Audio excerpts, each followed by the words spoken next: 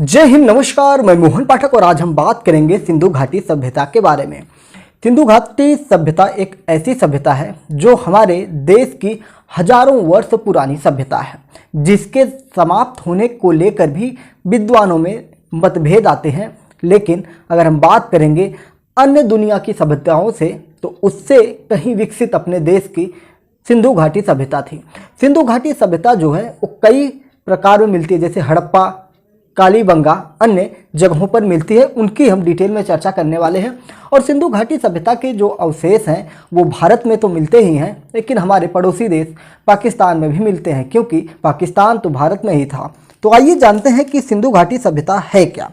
सिंधु घाटी सभ्यता विश्व की प्राचीन सभ्यताओं में से एक है। सिंधु नदी की घाटी में खुदाई से प्राप्त अवशेषों के आधार पर यह जानकारी प्राप्त होती है कि आज से हजारों वर्ष पुराने हमारे देश में एक ऐसी सभ्यता विकसित हो चुकी थी जिसके सामने मेसोपोटामिया, मिस्र, यूनान तथा रोम आदि की सभ्यताएं छोटी साबित होती हैं। एक इतिहासकार थे जिनका नाम था डॉक्टर मार्शल। उन्होंने कुछ बातें कही थी। उन्होंने कहा था यह सभ्यता मिस्र, मेसोपोटामिया आदि की सभ्यताओं के समान विकसित एवं प्राचीन थी, तब कुछ क्षेत्रों में तो उनसे भी अधिक विशिष्ट थी। यानी कि जो मेसोपोटामिया थी, मिस्र था, यूनान था, रोम था, इन सारी सभ्यताओं से कहीं बेहतर हमारे देश की सभ्यता सिंधु घाटी सभ्यता थी। इनके केंद्रों की अगर हम बात करते हैं तो इनके कई केंद्र प्राप्त होते हैं, जैसे हड़प्पा होता है, मोहनजोदाड़ो होता है। तो हम इम्पॉर्टेंट में यहाँ पे देखने वाले हैं आज हड़प्पा और मोहनजोदाड़ो के बारे में। जब हम बात करते हैं तो हड़प्पा जो है ये मांटगोमरी जिला, जो कि वर्तमान में पाकिस्तान में है, में लाहौर तथा मुल्तान के बीच स्थित है। इसकी खुदाई 1921 में दयाराम साहनी तथा माधव स्वरूप वत्स ने कराई थी। इसके पीछे भी कई कहानियां हैं, क्योंकि सिंधु घाटी जो सभ्यता थी ना, इसकी जब खोज की जा रही थी तो उस समय कोई खोज नहीं की गई थी। वहाँ पे बात करते हैं पाकिस्तान में, जब अंग्रेज सरकार ने कराची से लाहौर के बीच रेलवे लाइन बिछाने का काम कर रहे थे, तो वहाँ पे उन्हें ईंटों की कमी पड़ जाती है और उन्हें वहीं पर ये खंडहर दिखाई पड़ता है। और इसी खंडहर से हजारों ईंटें लाकर ये रेलवे ट्रैक के बीच में लगा देते हैं। यानी कि रेलवे लाइन में जो उनका काम में ज़रूरत थी पत्थरों की, तो उन ईंटों को लगा देते हैं और इस प्रकार से वहाँ से जो संरक्षित ईंट होनी चाहिए थी वो रेलवे ट्रैक के नीचे आ जाती है। लेकिन जब ये मामला पता चलता है जो पुरातत्व वैज्ञानिक होते हैं, फिर उसके बाद ये लोग वहाँ पर पहुंचते हैं और इसकी खोज करते हैं। इसके पीछे जो कहानी था, जब अंग्रेज सरकार ने कराची से लाहौर के बीच रेलवे लाइन बिछाने के लिए वहां पर उत्खनन कार्य शुरू करवाया था, परंतु उस समय मजदूरों ने खंडहरों की खुदाई से मिलने वाली विचित्र वस्तुओं को देखकर भय व आतंक के कारण काम बंद कर दिया। क्योंकि जब खंडहर में पहुंचे तो वहाँ पे अनेकों वस्तुएं प्राप्त होने लगी, जिससे उनको डर लगने लगा और वहाँ से वो काम बंद कर देते हैं। लेकिन कुछ समय बाद ही पुरातत्व विभाग ने अनेक स्थानों पर खुदाई कराकर सिंधु सभ्यता के असंख्य अवशेष प्राप्त किए। और जिन स्थानों पर ये अवशेष प्राप्त हुए थे उनकी हम बात करें तो एक हड़प्पा है। हड़प्पा के बारे में हम बता रहे थे कि ये मांटगोमरी जिला, जो कि लाहौर तथा मुल्तान के बीच में स्थित है, इसकी खुदाई 1921 में दयाराम साहनी तथा माधव स्वरूप वत्स ने करवाई थी। सिंधु सभ्यता से संबंधित जो वस्तुएं हैं, इसमें मूर्ति, प्रसाधन, मंजूसा, कब्रिस्तान और भी ढेर सारी वस्तुएं, बर्तन वगैरह प्राप्त हुए थे।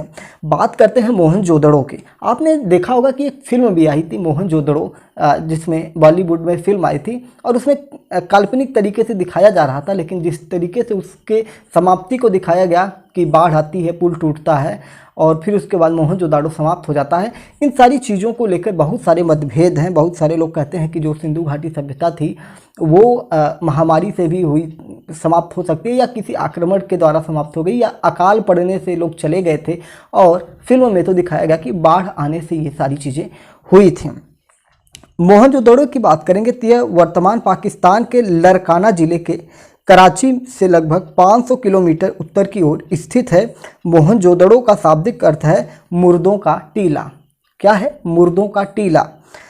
पुरातत्व विभाग के अध्यक्ष सर जॉन मार्शल की अध्यक्षता में राखल दास बनर्जी ने 1922 ईस्वी में इस स्थान पर खुदाई करवाई थी, जिसमें इस नगर की 7 तहें प्राप्त हुई थी। इसमें यह अनुमान लगाया जाता है कि यह नगर 7 बार उजड़ा और बसाया गया होगा। 7 परतें मिलने के कारण। इतिहासकारों का अनुमान है कि इस नगर की सबसे ऊपरी सतह जो है लगभग 2750 ईसा पूर्व में और सबसे निचली सतह जो है 3250 ईसा पूर्व में बनी होगी। यहाँ से कांस्य नर्तकी की मूर्ति, पुजारी का सिर, पशुपति जो भगवान हैं जिन्हें हम आज के समय में भगवान शिव के नाम से जानते हैं, भोलेनाथ, विशाल स्नानागार, यानी कि एक वहाँ पे स्नानागार मिला जहाँ पे वहाँ के लोग नहाते थे, स्नान करते थे। वो बहुत ही बृहद था जो चारों तरफ से सीढ़ियों से बना हुआ था और जिसकी सुंदरता आज भी शोभनीय है। और भी बहुत सारे जगहें यहाँ पे मिली थी, जैसे हड़प्पा मोहनजोदड़ो के अलावा हम बात करें तो 1931 ईस्वी में चन्हूदड़ो जो कि सिंध और पाकिस्तान में है, इसको एनजी मजूमदार ने इसकी खुदाई करवाई थी चन्हूदड़ो की। यहाँ से मनके बनाने का एक विशाल कारखाना मिला था। मनके का मतलब उस समय की मुद्रा आप समझ सकते हैं। सन 1953 में अमलानंद घोष के नेतृत्व में कालीबंगा जो कि हनुमानगढ़ राजस्थान में पड़ता है से हवन कुंड तथा जुते हुए खेतों का प्रमाण प्राप्त हुआ है। तो बहुत बार परीक्षाओं में ये पूछा जाता है कि जुते हुए खेतों का प्रमाण कहाँ से प्राप्त हुआ है, तो कालीबंगा में प्राप्त हुआ है। हवन कुंड तथा जुते हुए खेतों के अवशेष जो हैं कालीबंगा से प्राप्त हुए थे। हनुमानगढ़ जिला राजस्थान है।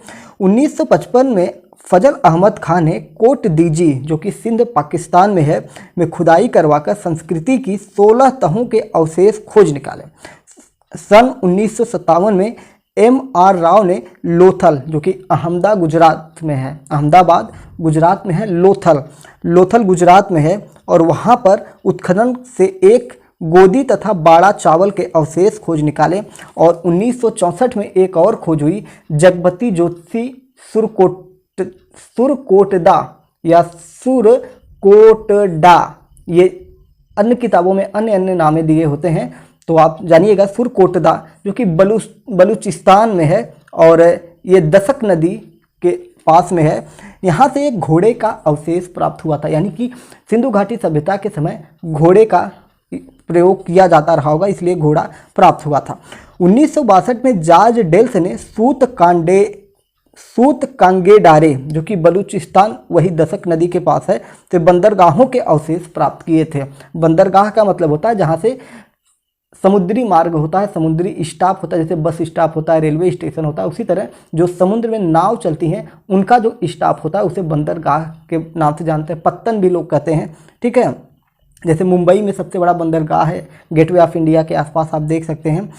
सन 1973 में रविंद्रनाथ बिष्ट ने बनवाली जो कि हिसार हरियाणा में है, बनवाली कहाँ है, हिसार हरियाणा में है, वहाँ से जौ और चावल के अवशेष प्राप्त किए थे। ये भी क्वेश्चन भारत के वनडे एग्जाम में बहुत ज़्यादा पूछा जाता है कि जौ और चावल के अवशेष किस सभ्यता से प्राप्त हुए थे, तो ये अपनी सिंधु सभ्यता होती है। और ये प्राप्त कहाँ हुए थे, तो हिसार हरियाणा बनवाली से प्राप्त हुआ था। इसके अतिरिक्त रोपड़, रंगपुर, आलमगीरपुर, कौसाम्बी आदि स्थानों से भी सिंधु सभ्यता के अवशेष मिलते हैं और आज भी इस सभ्यता का उत्खनन कार्य जारी है। खंभात की खाड़ी में मिले अवशेषों का संबंध भी सिंधु घाटी सभ्यता से जोड़ा जाता है। ये सारी चीज़ें सिंधु घाटी सभ्यता से मिली जुली हैं और इसके विनाश पतन की बात करें तो बहुत सारी बातें निकलती हैं। सिंधु घाटी सभ्यता जो है इसका जो काल विस्तार है बहुत लंबा है। सिंधु घाटी सभ्यता के विस्तार के विषय में डॉक्टर काशीराम दीक्षित ने कुछ बातें लिखी हैं जो मैं यहाँ पे कोट करना चाहूँगा। यह सभ्यता केवल 1-2 नगरों तक ही सीमित नहीं था, बल्कि यह राजपूताना, काठियावाड़, पंजाब तथा उत्तर पश्चिमी सीमांत तक विस्तृत थी। गार्डन चाइल्ड के अनुसार, एक ये भी इतिहासकार हैं, इन्होंने कहा, गार्डन चाइल्ड ने कहा कि सिंधु सभ्यता का विस्तार प्राचीन मेसोपोटामिया, मिस्र एवं फारस की सभ्यताओं के क्षेत्रों से बहुत अधिक विस्तृत था। उत्तर में मांडा कहाँ है, जम्मू कश्मीर में है साथियों, से दक्षिण में दाइमाबाद उत्तरी महाराष्ट्र में ये पड़ता है, तथा पश्चिम में बलूचिस्तान से लेकर पूर्व में मेरठ उत्तर प्रदेश में पड़ता है के आलमगीरपुर तक इस सभ्यता का विस्तार था। विश्व की कोई भी प्राचीन सभ्यता इससे विस्तृत क्षेत्र में फैली हुई नहीं है, यानी कि जो अपनी सिंधु घाटी सभ्यता है ये दुनिया के सबसे बड़े घाटी सभ्यताओं में से एक है। अब हम इसके पतन और विनाश के बारे में बात कर लेते हैं। इसको लेकर कैसे इसका पतन हुआ या विनाश हुआ, इसको लेकर बहुत सारे विवादास्पद प्रश्न हैं जो मैं बार बार आपको बताते आ रहा हूँ। सिंधु घाटी सभ्यता के विनाश के कारणों को प्रमाणित करने वाला कोई भी सटीक साक्ष्य उपलब्ध ही नहीं है। फिर भी अनेक विद्वानों ने अपनी कल्पना और अनुमान के आधार पर इस सभ्यता के कई कारण निकाले कि इस प्रकार से इसके विनाश हो सकते हैं। एक कारण इन्होंने निकाला कि सिंधु नदी की भयंकर बाढ़ के बाद यह सभ्यता जल प्लावित हो गई। जल प्लावित का मतलब दोस्तों कि जलमग्न, बाढ़ में डूब जाना, जैसे सुनामी आती है ना, उस तरह से। जैसे गुजरात में सुनामी आई थी, सब डूब गया था। उसके अवशेषों पर बालू तथा मिट्टी की तहें जम गई होंगी, यानी कि जब जल में डूबा तो पूरे सिंधु घाटी सभ्यता जो थी, जो शहर था, वो बालू से भर गया और उसके बाद सब लोग वहाँ पे समाप्त हो गए।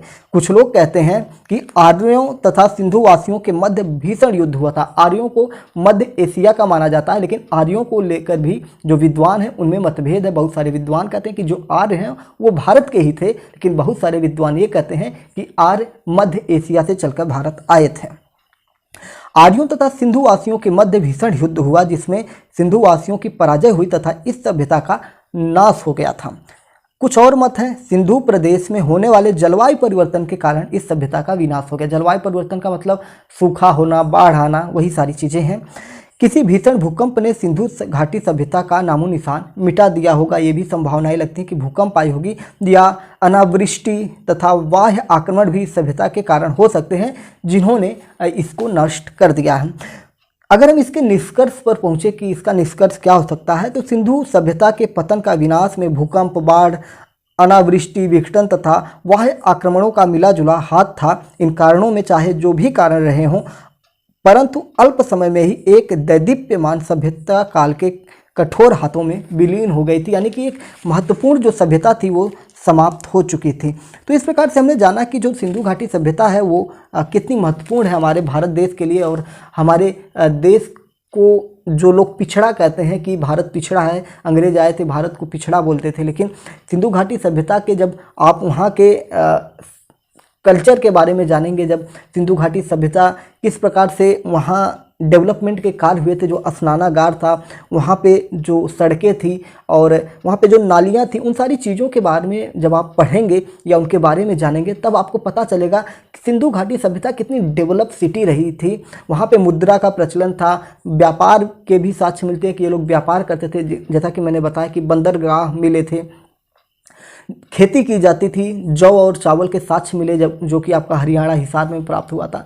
ये सारी चीज़ें जो हैं बताता है कि भारत उस समय कितना विकसित था। फिर उसके बाद इसका कई कारणों को मैंने बताया कि किस प्रकार से ये समाप्त हो गई, और फिर सभ्यताएं आती हैं, जाती हैं, विकसित होती रहती हैं। आज हम लोग हैं, कल हम लोग नहीं रहेंगे, क्योंकि ये धरती है, प्रकृति है। पता चले कोई भी आपदा आ जाए और पूरी पृथ्वी समाप्त हो जाए, फिर से जीवन का संचार हो। विज्ञान भी कहता है, धार्मिक ग्रंथ भी कहते हैं कि पृथ्वी पर जीवन हमेशा आता रहता है, जाता रहता है। ये एक तरह से साइकिल बना होता है जो समय समय पर परिवर्तित होता है। आपने देखा होगा कि कोविड की महामारी आई और करोड़ों लोग इसमें चले गए, तो एक तरह से एक बदलाव ही था, लोगों को अपनी जीवन शैली में बदलाव करना पड़ा और बहुत सारी चीज़ें हुई। तो इस प्रकार से आज हमने सिंधु घाटी सभ्यता के बारे में जाना।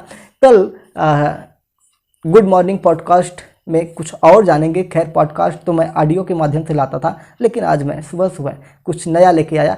Daily current affairs, news analysis जो है वो तो हम आपके साथ करेंगे ही, लेकिन इस प्रकार की रोचक जानकारियां जो हमारे देश की जुड़ी हैं, हमारे जो समाज में है, किस प्रकार से समाज का निर्माण हुआ, ये सारी चीज़ें आपको भी जाननी चाहिए। और इतिहास हुआ, संविधान हुआ, भूगोल हुआ, जो भी महत्वपूर्ण चीज़ें होंगी मैं आपको इसी तरह से बताता रहूँगा, जिससे आपको एक नई दिशा मिल सके और आपके ज्ञान में थोड़ी सी वृद्धि हो सके। तो चलिए फिर अगले टॉपिक के साथ फिर मिलेंगे। तब तक के लिए जय हिंद, नमस्कार। बोलने से पहले मैं ये कहना चाहूँगा कि चैनल पर नए हैं तो चैनल को सब्सक्राइब करके हमारे साथ जुड़ सकते हैं, और अपने विचार भी कमेंट बॉक्स में बताइए कि हम जो आपको चीज़ें पहुँचा रहे हैं कितनी आपके लिए लाभदायक साबित होती हैं। तो फिर एक बार और कहता हूँ कि चैनल को सब्सक्राइब कर लीजिए daily current affairs, news analysis, साथ ही साथ डेली अपडेट्स के लिए। जय हिंद, नमस्कार। भारत माता की जय।